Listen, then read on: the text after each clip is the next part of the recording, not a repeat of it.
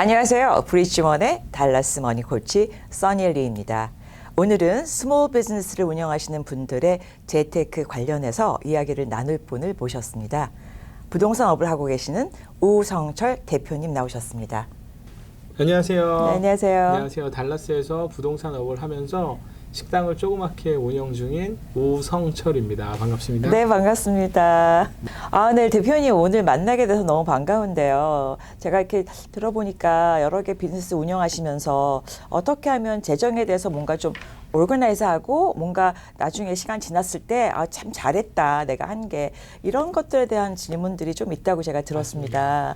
그래서 그 질문들 저 주시기 전에 제가 먼저 드릴 질문은 만약 대표님이 10년 전으로 돌아간다면 그러니까 아무래도 지금 조금 더 많이 아시는 상황이실 테니까 내가 어떤 것들을 좀 이렇게 달리 했으면 지금보다 좀 좋았겠다 좀 아쉽다 이런 부분이 있으신가요?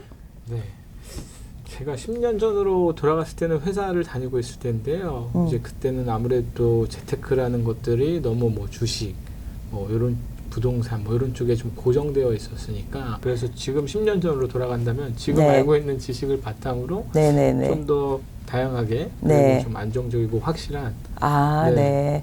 근데 그때 했던 것들이 많이 좀 결과는 좋게 나오셨나요?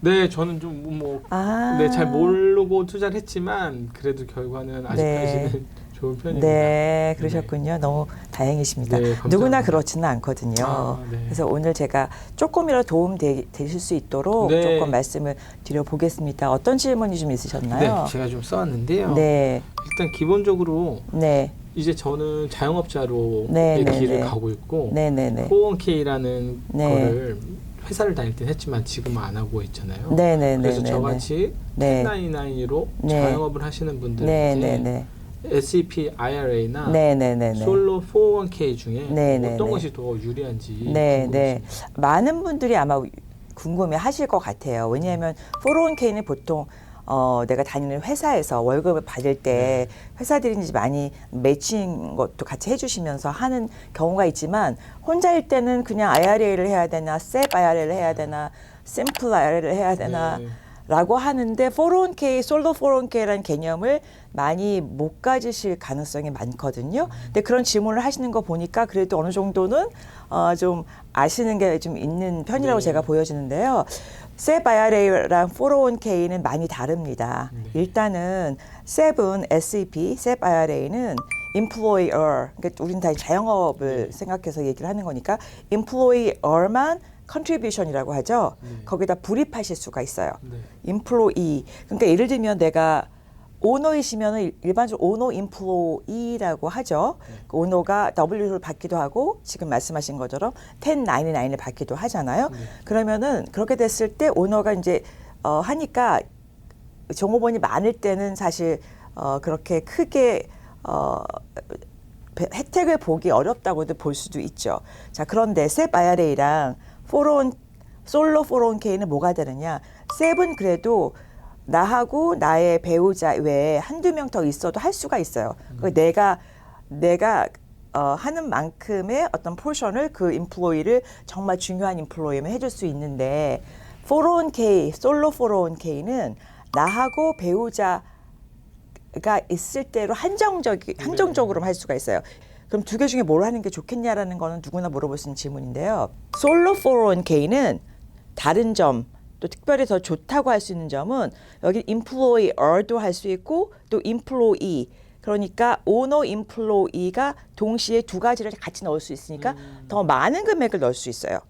거기에다가 만약에 배우자까지 한다 그러면 훨씬 많은 금액을 넣을 수 있기 때문에 일단 기본적으로 일단 공제액을 더 가장 많이 하고 싶다 라고 하면 솔로 401k를 고려하시는 게 훨씬 좋습니다. 물론 디테일은 좀 다르고 솔로 401k는 혼자 못하고 제3의 기관을 통해서 해야 되는 번거로움이 있을 수 있어요.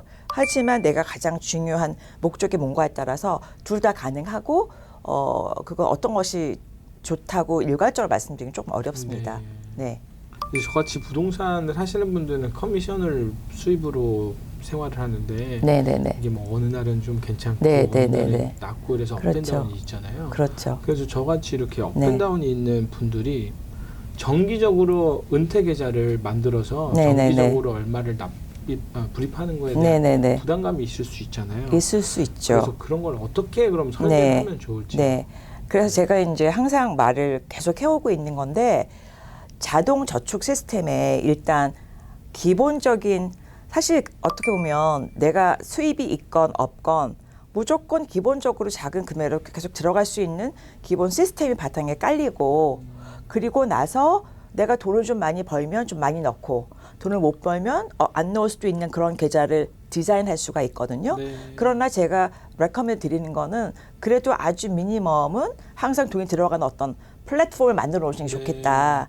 그런 게 너무 가능한데요. 지금 질문해 주셨는데 많은 분들이 그거를 그런 걸 어떻게 할 수가 있어. 적금식으로 할 수도 없고 네. 적금은 항상 금액을 넣어야 되는 게 있잖아요. 물론 적금을 저희가 하는 건 아니에요. 적금 시계 플랜들을 할 수 있다는 건데 그건 뭐 저희 그 분야에서는 너무나 어렵지 않게 산업할 수 있는 그런 부분이죠. 네. 네. 그 세금 혜택을 고려했을 때 Roth IRA하고 Traditional IRA 중에 어떤 것이 저 같은 자영업자에게 더 유리한 구조인가요? 네, IRA는 많은 분들이 아시는 것처럼 개인 은퇴 계좌이잖아요. 나라에서 혜택을 준 네.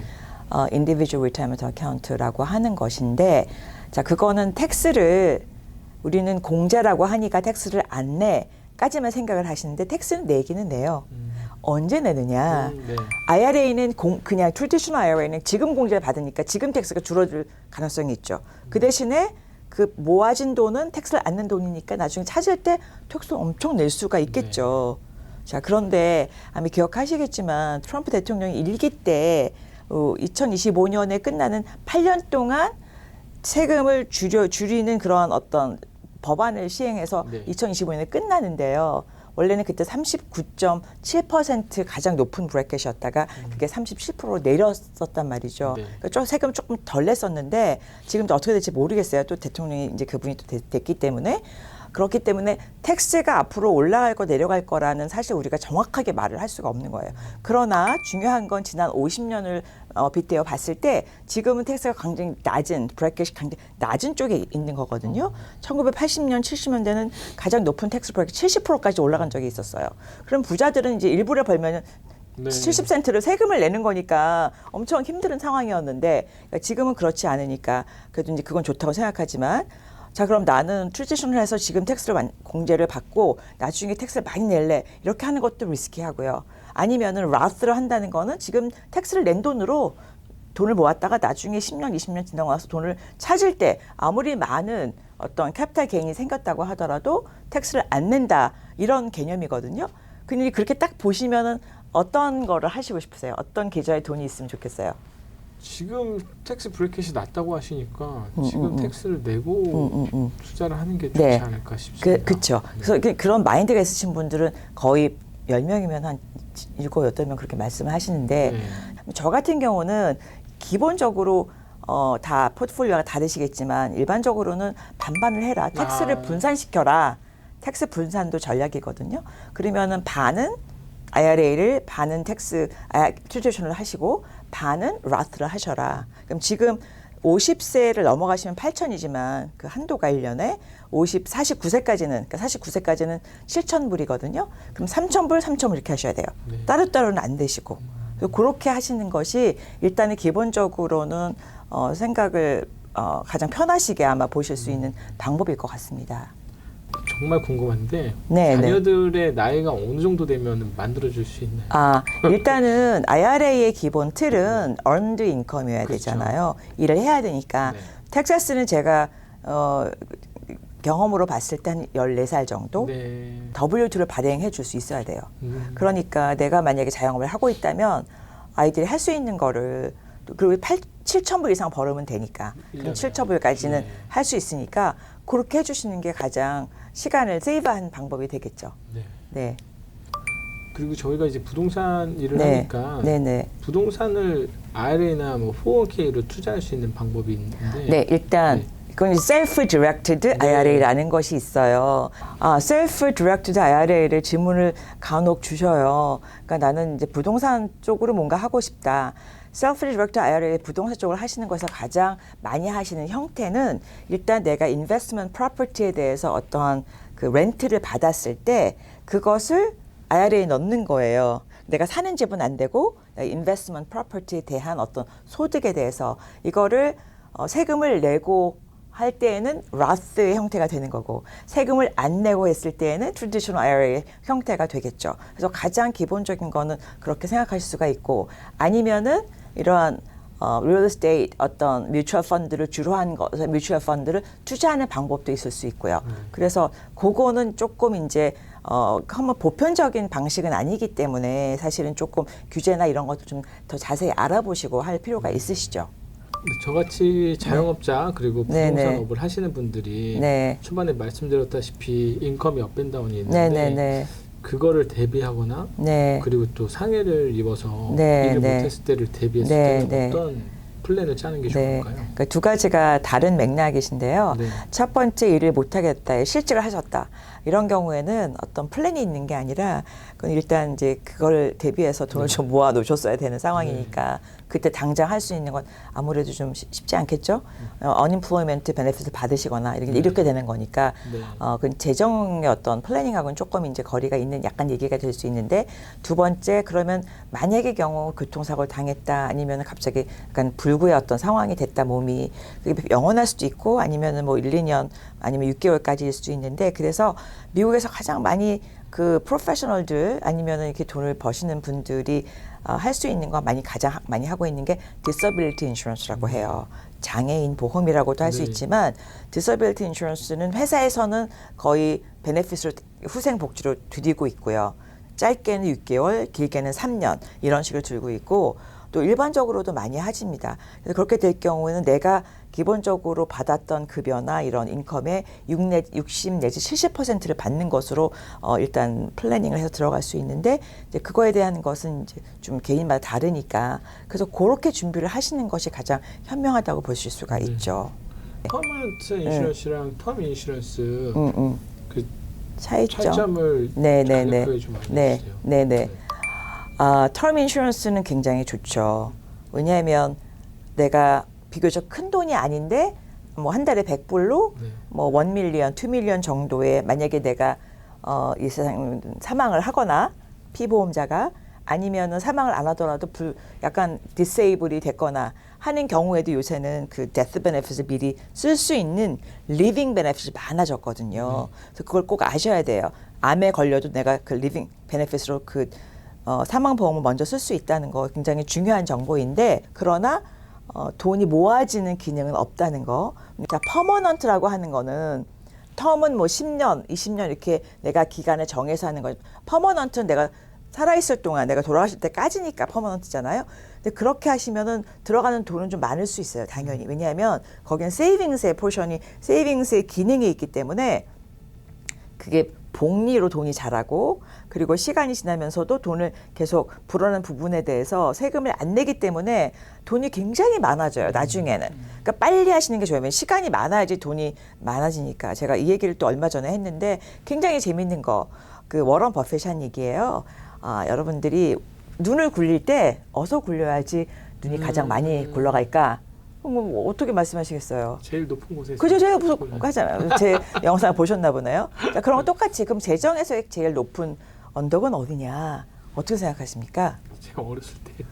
태어나자마자요. 또 제일 높은 언덕이라고 하는 것은 가장 어릴 때지만 내가 지금 있는 오늘이 가장 나한테는 어릴 때잖아요. 그래서 오늘 하셔야 되는 거예요. 그래서 그런 부분이 있어서 사실은 두 가지를 비교하자면 어떤 게 더 좋다 이렇게 말하기는 어렵지만 이렇게 생각하시면 가장 쉽게 이해돼. 이건 렌트고 이건 집을 사는 거다. 그러니까 당연히 물론 렌트 사시는 분한테 뭐 나쁘게 얘기하는 건 아니지만 우리가 기본적인 정서로는 집을 사는 것처럼 퍼머넌트를 하시는 게 맞다고 저는 생각을 합니다. 정말로 모든 분들이 궁금해하실 것 같은데요. 네. 왜냐하면 여기 미국에 살면서 우리가 401k, IRA, 텀 인슈런스, 뭐 퍼머넌트, 그다음 뭐 학자금 541인가요? 예, 529. 예. 뭐 그런 거 여러 가지가 있는데 이제 뭐 돈을 많이 벌면은 하나씩 하면 좋겠지만 그게 안 되는 상황에서는 맞아요. 어떤 거를 우선순위로 해야 되느냐. 우선순위로 해야 되냐. 그게 가장 그 질문을 참 많이 받습니다. 사실은. 우리가 구색을 다 갖춰서 다 하면 좋겠지만 돈은 한정돼 있으니까. 근데 팩트가 그게 제일 중요한 거잖아요. 아무리 좋으면 뭐 하겠어요. 그다 그림의 떡인데 가장 그러면 모든 것을 다용도로 할 수 있는 게 뭐냐라고 질문을 드리면 제가 이쪽의 전문가로서 퍼머넌트 라이프 인슈런스가 가장 많은 혜택을 드리는 방법입니다. 근데 사람들이 이제 약간 거기에 대해서 말들이 많으시고 그러신데 퍼머넌트 인슈런스도 종류가 있기 때문에 그 종류를 잘못 들으셨을 때는 좋은 경험을 안 받으셨을 수도 있으세요. 근데 그거는 이제 지엽적인 부분이지 전체 틀에서는 왜냐하면 그거를 갖고 나의 어떤 노후 자금도 만들 수 있고 내가 만약에 어떤 상황이 돼서 뭐 병에 걸렸거나 여러 가지 상황이 됐을 때도 그걸로 또 활용이 될 수가 있고 심지어는 학자금도 그걸로 활용이 될 수가 있어요. 퍼머넌트 라이프 인슈런스가 여러분들의 돈을 가장 가성비 있게 쓸 수 있는 네. 아주 확실한 방법입니다. 말씀 듣다가 이제 제 아들 딸은 아직 어려가지고 뭐 그런 쪽을 생각을 안 하고 있었는데 그럼 어린 자녀를 가진 저 같은 분들이 몇 살이세요? 지금 애들이? 4살하고 8살이에요. 아 그래요? 네. 그래서 퍼머넌트 라이프 인슈런스를 들어주세요. 이거는 사망보험금 때문에 드는 것이 아니에요. 이 계좌를 사실을 더 이제 깊이 있게 말하면 이런 계좌를 오픈한다는 의미는 내가 나의 은행을 여는 거나 마찬가지인 네. 거예요. 그럼 거기서 돈이 커가면서 내가 그 돈을 항상 또 액세스 할 수, 내가 그거를 쓸 수 있거든요. 네. 넣다 뺐다 할 수 있는 그런 기능이 있기 때문에 묶인 돈이 아니기 때문에 아주 어릴 때부터 하면 24시간 24/7 돈은 계속 커지는 거잖아요. 네. 내가 아파도 커지고 건강에도 커지고 뭐 상황이 어떨 때도 커지고 돈이 커지기 때문에 내가 시작을 하면 일단 내가 이 세상을 떠나게 될 때까지는 떨어지는 건 없어요. 그거는 주식이 아니기 때문에. 그러니까 좋은 회사에 그런 플랜 넣어놓으면 항상 그걸로 이머전시 펀드도 만들어질 수 있고 내가 나중에 정말 몇십 년 후에 은퇴할 때도 그 돈이 커서 그 돈으로 쓸 수 있고 정말 그렇게 좋은 건 사실 없어요. 그 퍼머넌트 네. 인슈런스가 아이들이 있잖아요. 네네네. 예를 들어 뭐 3세, 4세에 가입해서 네네. 그분들이 쭉 가져가면 네. 언젠가는 그 네. 혜택을 써야 되잖아요. 그렇죠. 언제 쓰는 게 가장 바람직한 건가요? 그러니까 질문을 제가 이해를 정확히 했는데요. 네. 그런 맥락이 지금 많이 하세요. 이거 만기 되면 언제 찾으면 좋아 이런 거.